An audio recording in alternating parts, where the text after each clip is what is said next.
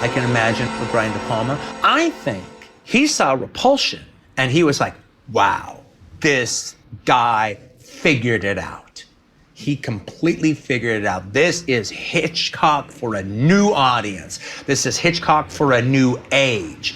He's made it very clear that he thinks everything that Hitchcock did after Psycho can be thrown in the garbage, including The Birds. He's like, oh, this guy figured it out. But in particularly, he sees Repulsion.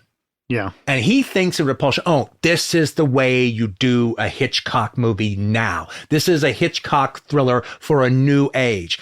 And where Hitchcock could be disturbing in the margins, when it came to Polanski, disturbance was the whole point. It was the whole enchilada. It was the reason to make the movie. Now, I do not think that he puts Argento as high as he would Polanski. Then De Palma is like, oh, well, that's that. Well, that's that then. Okay.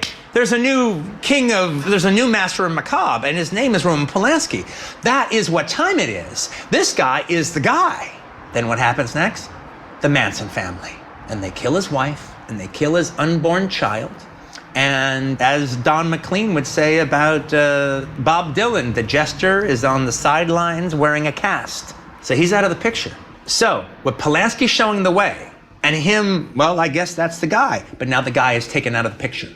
Through tragedy. Through tragedy. So he stops making movies for the unforeseeable time. Yeah. Tragedy, he's sidelined. Truly sidelined. You know, a great football player, his knee shattered.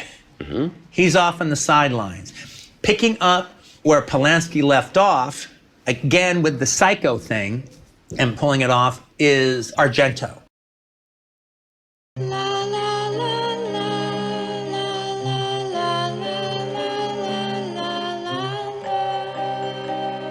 No, I don't think I actually saw Rosemary's Baby. I missed Rosemary's Baby. I think through my childhood. I think when I finally saw it, I don't think I saw it even from beginning to end. Mm-hmm. I think it was just, it was on television and I saw little clips from it.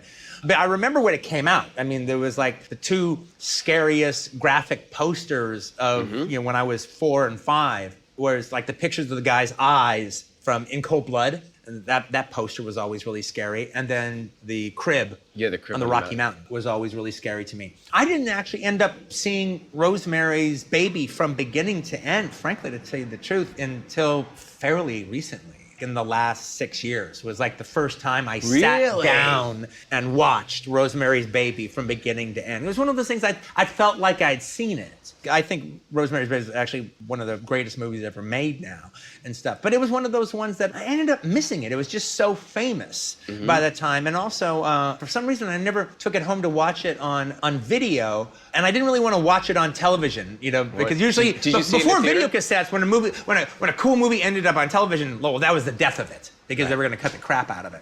So I never wanted to watch it then. I just saw little sections of it. Oh, he was the hottest director, most famous director in the world. I've met him a couple of times. The hottest filmmaker alive, which at that time, it's almost unfathomable now to think about how much money Rosemary's Baby made in its day. Back then, if a movie made $8 million, it was like, oh my God. All right, that made like $35 million or something. No, I'm a fan of Roman Polanski's work, but in particularly Rosemary's Baby. I like that a lot.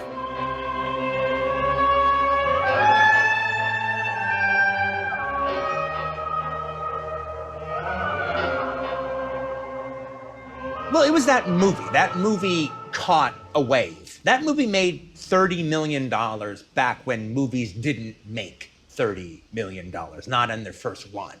If a movie made $12 million, oh wow, that's a smash. My Fair Lady would make $60 million or $70 million. Sound of Music would make $60 million or $70 million because they played for 3 years straight continuously, and every family in America saw it like 3 times. So to make in your initial run make $30 million in a movie that they're being rather prohibitive about who and who can't see it. It was a phenomenon. And the devil had never been dealt with in that realistic a form before. A horror film had never seemed both so completely realistic, completely living in the world that we know, and then yet be terrifying. It was also the explosion of Mia Farrow as an icon, as a style icon. Twiggy could have played that part with the Sassoon haircut, with her Peyton Place lineage, and then the whole Frank Sinatra of it all still attached to everything. It was an absolute phenomenon.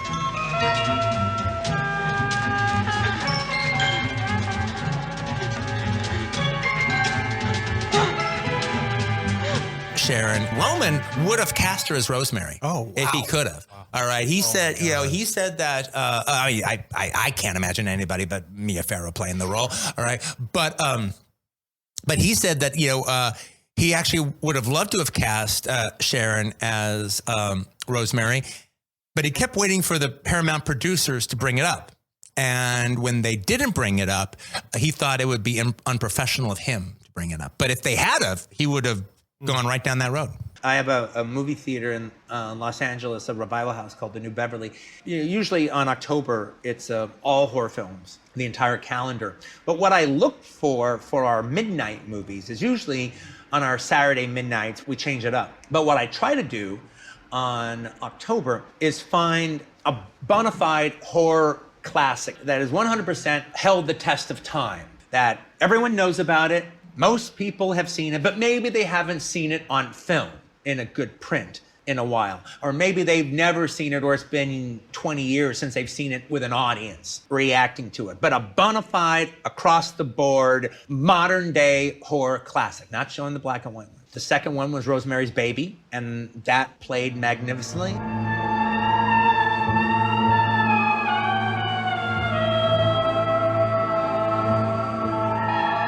But there's an interesting thing about Rosemary's Baby is in Polanski's autobiography, he didn't want anything supernatural to happen during the course of the movie because he wanted Rosemary to be an unreliable narrator.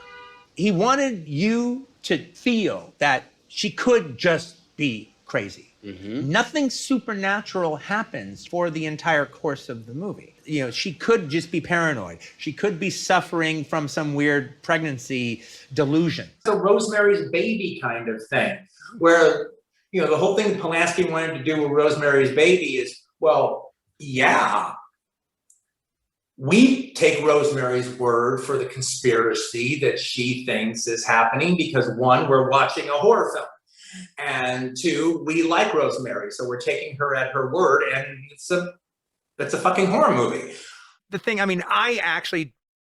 like the reading. I really, really, really enjoy the reading of Rosemary's Baby, that she's just going through postpartum depression. Yeah. There is absolutely nothing supernatural that happens in the movie up until at the very end, and even that is ambiguous, and that she literally could be fucking losing it. She literally could be fucking losing it, and Ralph Bellamy could be 100% right. And the only thing that says it's not is when they go, look at his eyes. Well, what the fuck does that mean? Yeah. And what he's going to take over the world with eyes like a fucking coyote? But well, no. What does that mean? Yeah, exactly. We read so much into that. Even, the lovemaking scene, well, that could just all be a dream. That's a really interesting point. It's not until she actually says, what have you done to his eyes? That there is finally a physical manifestation of what she's been talking about. All of her fears of the neighbors and the things that they're doing, all of it is absolutely circumstantial evidence. She could just be a paranoid freak. Even to the point when she goes to her Charles Grodin, her first doctor, and even when, sinister Dr. Saperstein says, if you don't quit messing around, we're going to take you straight to an insane asylum. Well, if she was actually really flipping out, that's probably what they would say to her. But if you look at everything she's saying, it's just all circumstantial evidence. There's nothing necessarily there's nothing supernatural in anything she's saying. Even at the end, okay, yes, she's right. There is a conspiracy going against her. Does that mean it's the devil's son? Could they just all be a bunch of lunatics? Yes. If they all said Hail Pan as opposed to Hail Satan, would you take them less seriously? Nothing could be going on.